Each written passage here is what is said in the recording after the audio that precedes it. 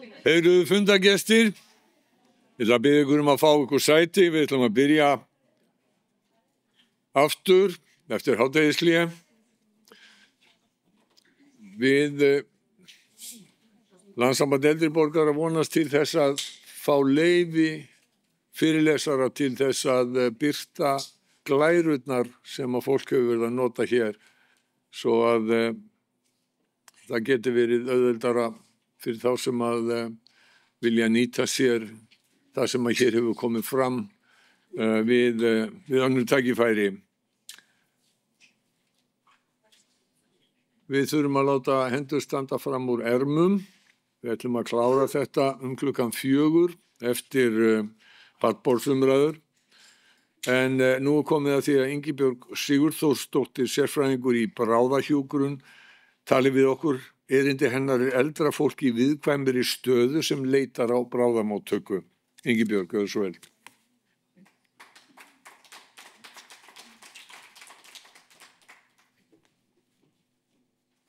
Komið þið sæl. Ég ætla að byrja á því að þakka skipuleggjendum fyrir að þetta er mjög svo þarfa framtak og einnig fyrir að fá að taka þátt í því. Og ég sem sérfræðingur í bráðahjúkrun og hef starfað nokkuð lengi á bráðamóttöku Landspítalans.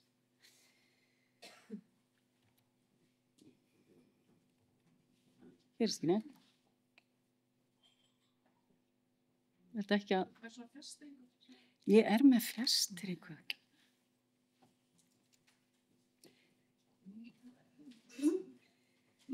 Áður en lengra er haldið vil ég segja ykkur í örstuttu máli frá ráðgefandi hjúkrunarfræðingi aldraðra á bráðamóttökunni sem er styttingu kallað börnteymi og var settur á laggirnar 2017 að kanadískri fyrirmynd. Það er að minnsta kosti 1 hjúkrunarfræðingur úr teyminu á vakt 6 daga vikunar og markmið okkar er fyrst og fremst að tryggja eldra fólki, oft hrumum einstaklingum, örugga útskrift af bráðamóttökunni. Það er miðað við að við sinnum fólki sem er 75 ára eldri en við erum nú stundum að sinna yngri einstaklingum. Og við gerum alltaf stutt og staðlega öldrunarmat sem meðal annars spyr nokkra spurninga varðandi aðstæður fólks og hvort að maður sér þar einhver rauð flögg ofbeldi. Í samvinnu við sjúklinginn og ættingjans er síðan gerð einhvers konar útskriftar áætlun. Nú í sumum tilfellum er skjólstæðingur okkar farin heim og þá er haft samband símleiðis, athuga með líðan og hvernig gengur. Almennt er líka með leyfi sjúklings haft samband við nákominn ættingja. Eftir þörfum eru síðan gerða beiðnir fyrir heimahjúkrun, félagslega þjónustu, stundum beiðnir nánara mat og eftirfylgd á göngudeildum á spítalanum eða á heilsugæslu.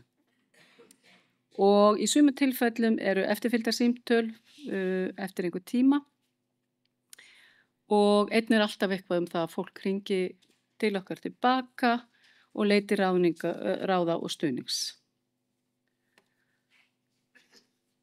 En þá að efni dagsins, ég held að ég sé nú alls ekki svo fyrst að sýna þessar tölur hér, en þetta eru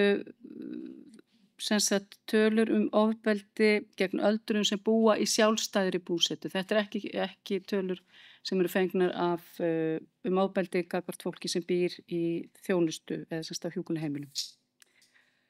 Og þar er talað að alltaf 11,6% verði fyrir andlegu ofbeldi, 2,6% fyrir líkamlegu ofbeldi, 6,8% fyrir fjárhagslegu ofbeldi, 0,9% fyrir kynferðislegu ofbeldi og 4,2% fyrir vanrækslu.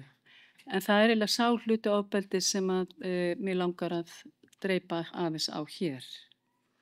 Nú þarna er líka vitnað í rannsókn sem gerð var meðan að COVID-faraldurinn stóð yfir í Bandaríkjunum og sýndi alltaf 83% hækkun á þessum tölum sem er nú mjög áhugavert. En ég ætla ekki að segja hvort það var þá tekið líka með ofbeldinu á stofnunum.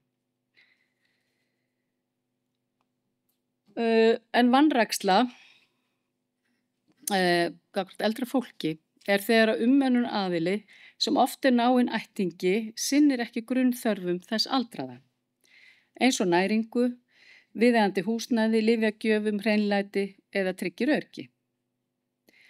En við þurfum líka að spyrja okkur að því að er ásetningaræða eða ekki. Eða er þetta kannski umönnunaraðili sem er líka aldraður og hrumur og þrátt fyrir góðan vilja ekki fær að sinna grunnþörfum þess vanrækta. Það er líka stundum mjög rík áhersla á það að þessi aðili nákvæmlega sinni sínum aldraða einstakling. Og þá bæði við þá aldraða og líka börn og til dæmis börn viðkomandi. Þetta þurfum við að vekja athygli á, en það er líka stundum ásetning að ræða og ég ætla alls ekki að draga úr því. Nú það eru ýmis einkenni sem koma fram vanrækslu. Við sjáum leitum eftir fólk að grennast, það eru aðra breytur eins og veikindi og að fólk vill bara hreinlega ekki nærast. Hann í allt of víðum fötum, ofþornun að ræða, léleg húðspenna, viðkomandi illa hirtur, hann óhreinn, klæðnaður skítugur, illa klæddur eða ekki við samkvæmt aðstæðum. Einhver ummerkjum viðkomandi sé ekki að taka lyfin sín, eins og að skömmtunarpókarnir ekki á réttum dögum. Býr viðkomandi í húsnæði sem engan veginn hentar honum, það kannski stigar innandyra sem hann hefur ekki komist lengi. Hann hefur ekki komist út í 2 ár af því hann kemst ekki stigan, en hann vill ekki flytja eða einhver annar sem hindrar hann í því að flytja. Og þetta svona bara margar spurningar sem vanræksla af því að aðrir sinna þessu ekki, getur verið að það sé einhverja sjálfsvanrækslu að ræða sem þá að fólk ófært að sinna eigin grunnþörfum og við vissulega sjáum mikið af því á bráðamóttökunni en það er líka oft það að það blanda þessu öllu saman ef við getum orðað þannig. Nú fólk sem með þá einstaklinga þarf maður að hafa í huga að þetta fólk sem með heilabilunarsjúkdóma, þetta mjög þunglyndir einstaklingar í óróði, eru mjög hrumir og hafa ekki líkamlega getu til að sinna sér. Þetta eru líka einstaklingar í neyslu áfengis og vímuefna og það áhættu þáttur fyrir að verða fyrir vanrækslu og líka ef að umönnunaraðilinn í því hlutverki. Þetta er dálítið stór breyta sem ég held að sé nauðsynlegt að við ræðum. Nú svo alveg til að fólk hefur ákveðið að sinna sér ekki lengur.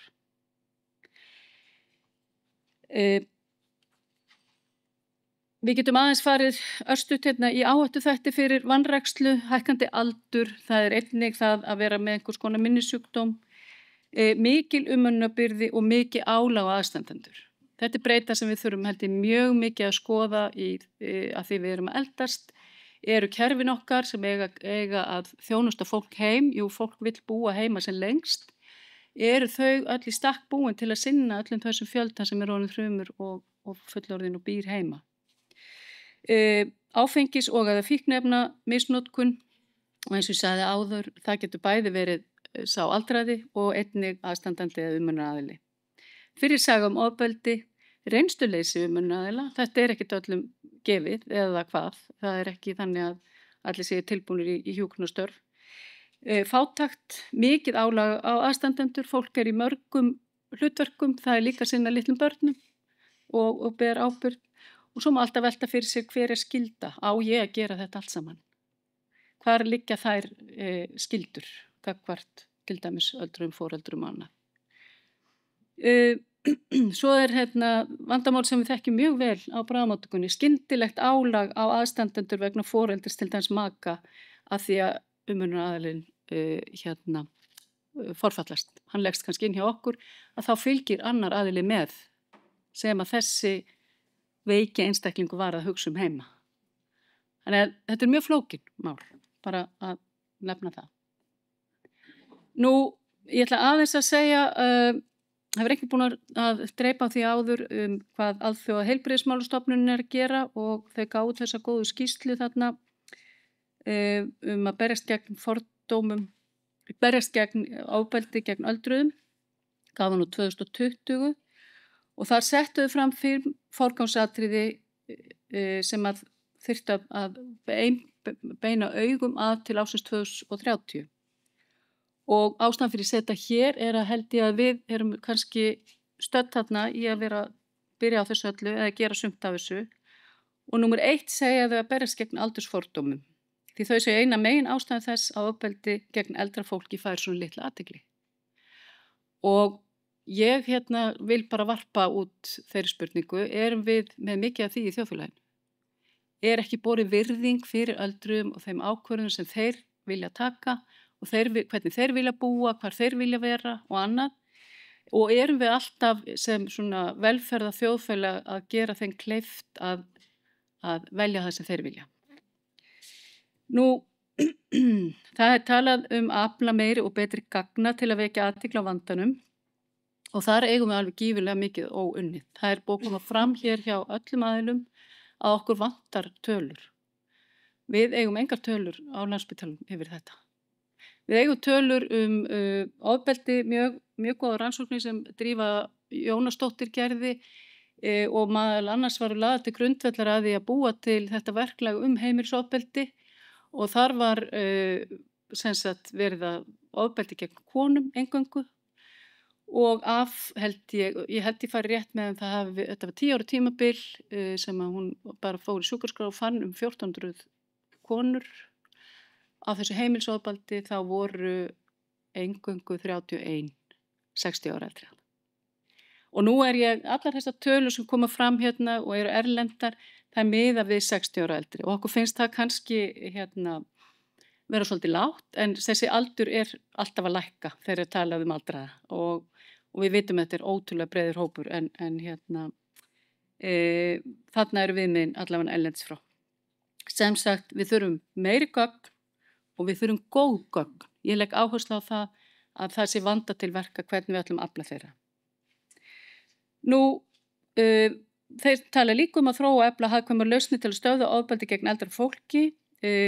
Sú vegferðin þegar hafði með heimilisofbeldinu, teyminu og ég held að það teymi muni þurfa svolítið að vinna í að aðlaga og annað af því það teymi sem á sinna öllum og það þarf kannski ákveðna aðlögun með aldra fólki. Þér að vera mikil umræða áðan, fer þetta teymi heim til fólks, hvernig náum við til þeirra sem að geta ekki verið að koma til þeirra og ýmislegt eins og svoleiðis. Nú, það þarf að sýna fram á fjárhagslegan ávinning þess að takast á við vandann og í þessum rannsóknum með hennar Drífu þá vil ég aftur vitna til þess að það kortlagði hún hvað heimilisofbeldi kostaði. Mjög nauðsynlegt. Og að sjálfsögðu þurfa að vera einhverjir fjármunir í verkefnið. Ég með eina litla sögu og var mjög efins hvort ég ætti að koma með sögu. Hún sögð hérna til kannski að við opnum augu okkar fyrir fólk í viðkvæmri stöðu. Hún ekki til sem áfellisdómur við eina eða einn kerfi eða einn hafi ekki gert eitthvað sem hann átti að gera eða slíkt. En ég ætla að segja ykkur frá 82 ára komnum karlmanni sem kemur á bráðamóttöku eftir yfirlið í heimahúsi. Við komum hann óáttaður og talin verið í óráði. Hann fær uppvinnslu út af þessu yfirlið á bráðamóttökunni, hafði eftirlit til næsta dags. Nú, það merkjum hann sér þurr, sé ekki að drekka vel og það næsta dag kemur hjúkrunarfræðingur börnteymi sem sagði þessu og ræðir þá við eiginkonans því hann gaf ekki góðar upplýsingar, þar voru ekki svona nákvæmar. Og hún segir að viðkomandi sé ekki að fara að tapa minni síðastliðna mánuði, hann hafi hætt að keyra bíl fyrir 2 árum, kom ekki fram alveg að hverju, hún aðeins yngri en hann og hún sér heimilið, segir hann hefur kannski verið svolítið framtakslítill, nei, hann ekkert að rata verri en áður, þau ganga sjálf í verslun í nágrenninu og það stutt í aðra þjónustu og það líka haft sambandi barnabarn sem segir að honum hafi hrakað síðsluna mánuði. Þetta var ekki nein börn að ræða sem voru búsett, þau voru búsett annars staðar og ekki í nálega, ekki mikið samband. Þannig að daginn eftir þegar rætt við hann þá viðkomandi ekki áttaður en hann ekki talið mér lengur í óráði og fylgir öllum fyrirmælum. Og eftir þetta samtal þá gerð beiðni fyrir viðkomandi á greiningamóttöku sem hluti af göngudeild aldraðra á Landakoti. Það líka gerð beiðni fyrir heilsugæsluna eða bréf eins og þau eru beðin að fylgja eftir lífsmörkum og svona fylgjast aðeins með stöðunni. Viðkomandi hressari, hann alls ekki og hann vill bara fara heim og hann fer heim. börhjúkrunarfræðingur hringir í hann daginn eftir að því við hefum dálítið ágjörð af þessum svima og það bara ekkert á svimanum en aftur talað við eiginkonu. Þau munu vera í sambandi við heilsugæslu, hún vill ekki fá aðstoð heimahjúkrunar þó það sé nokkuð oft boðið. Nú, og það líður ekkert langur tími eða óvenju stuttur tími að það 9 dagar, þá fær viðkomandi tíma á minnismóttökunni og fer í hann. Þar kemur í ljós að viðkomandi með minnisbrósýnir svæsna heilabílum. Það rætt við eiginkonu símleiðis, hún var ekki með, sem svona dregur einkennum og þau gera beiðni fyrir heimahjúkrun, þau biðja eftirlit með lyfjum og lífsmörkum til að byrja með. Það sótt sérhæfða dagþjálfun og það ráðgera ýmsar rannsóknir og það sent bréf til heilsugæslunnar og beðið að þau fylgist með. Nú það líður ekki nema svona það bil 2 vikur, þá hefur heimahjúkrun samband við greiningamóttökuna og segir að þau hafni allri aðstoð, vilja alls ekki fá heimsóknir frá þeim og segjast aftur verið í eftirliti á heilsugæslunni og muni leita þangað. Það var gefin endurkomutími þarna eftir 8 vikur og hann mætti ekki í hann. Barnabarnið hringdi síðan og fekk tíma eftir 10 vikur og hann mætti ekki í hann og barnabarnið hringdi og fekk tíma eftir ár líka og það var ekki mætt í hann. Rúma 1,5 ári síðar heimilislæknar fá tíma á greiningamóttökuna fyrir hann, engin tími laus á næstunni. Það svo löng bið eftir öldrunarlækni en læknir hringir tilbaka og heimilislæknirinn fær ráðgjöf lyfjagjöf.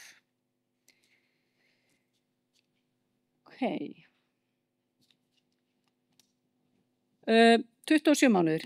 Nú liðin rúmlega 2 ár frá fyrstu komu sem getur verið hér að framan en þá kemur viðkomandi 3 sinnum á bráðamóttökuna á 1 mánuði. Fyrstu komuna kemur hann bara vegna bakverks, óljós áverkasaga, gefur ekki góða sögu, stoppar stutt við. Kemur síðan 3 dögum seinna með sjúkrabíl, hafði fundist úti, gat ekki sagt hvert hann var að fara og annað og viðkomandi hringt á sjúkrabíl. Áfram með verki í síðunni, hann stoppar stutt við á bráðamóttökunni, fær að borða og drekka og vökva í æð. Það kemur fram að gengur illa heima, eiginkona hafi neitað aðstoð. Barnabarn kemur að sækja hann og spurð hvort hann sé sjálfum sér líkur, af því hann jú með minnissjúkdóm og hún þekkir hann og jú, það ekki, hann sjálfum sér líkur. Hún þakklát fyrir að börhjúkrunarfræðingur muni hafa samband daginn eftir og þau fara eftir tæpa 4 tíma. Það eftirfylgd börn daginn eftir þar sem sent ítrekkun á heilsugæslu beðið hafa samband að hann sé þegar í þjónustu þar. Það ekki hringt í ættingeti í. Kemur 3 vikum seinna, það sama ástæða, var úti, óáttaður, jafnvel grunur að hafa dottið, svolítið óstöðugur, búinn að missa þvag, illa hirtur, fekk skoðun, fær vökvi í æð, fær næringu, unnin upp með tillit til þessa atriða, fer aftur heim í fylgd barnabarns 5 tímum síðar. Þá tekið þetta börsímtal daginn eftir, rætt lengi við eiginkonu, gefur þá skýringu, þau bæði verið lasin, og þess vegna hafi ekki verið gott ástand á hennu núna. Hún endurtekur að það hafi aldrei gengið að fara í dagþjálfun, fá engar nánari upplýsingar af hverju ekki. Hún samþykkir í þetta skipti að fá heimahjúkrun og það gerð beiðni og beðum að það sé gert strax. Hún samþykkir líka að mæta heimilislæknir þegar þau hafi samband og það símtal við hjúkrunarfræðinga á heilsugæslunni sem þau þekkja til þarna og ætla að útvega tíma og verið samráð við heimahjúkrun aðstoða þau. Þá einnig beðið að það sé líklega alveg nauðsynlegt að eiginkonan fái öldrunarmat. Eftir þessa komu vakin athygli í snjókorni viðkomandi að ef hann komi þá þurfi hann að leggjast inn og vinna upp ástand heima. Og hann kom sannarlega 3 mánuðum síðar með sömu eiginlega ástæðu, var úti, rataði ekki heim og hann fór ekki aftur heim. Ég segi þessa sögu og eiginlega bara til að svolítið að varpa ljósi á þennan viðkvæma hóp. Vill vera heima, það einhver að sinna, það í lagi eða það ekki í lagi. Það fullt af rauðum flöggum þarna, en það kannski aldrei neitt sem sér söguna í öllu samhengi eins og hún er. Þannig að ég held að við þurfum svolítið að hugleiða hvernig við, bregðumst við, og það séu líka alltaf úrræði. Ég vil fyrst og fremst vekja athygli á því að úrræðin eru ekki næg þegar við erum að tala um þennan hóp. Það eitt er að bjóða fólki aukna aðstoð, en hún verður þá líka að vera í boði á kerfunum. Við getum ekki lagt allir inn á hjúkrunarheimili, enda vilja ekki allir fara inn á hjúkrunarheimili. Við höfum dagþjálfanir sem eru frábær úrræði, en það þarf líka stundum alveg ótrúlega mikla elju og seglu að ná fólki þangað sem komið með heilabilun. Þannig að þjóðin er að eldast og þeim mun fjölga sem að glíma við miklar heilsufarslegar áskoranir og þar með minnisglöp og minnissjúkdóma. Þannig að við þurfum að huga að vanrækslunni. Þakka ykkur fyrir.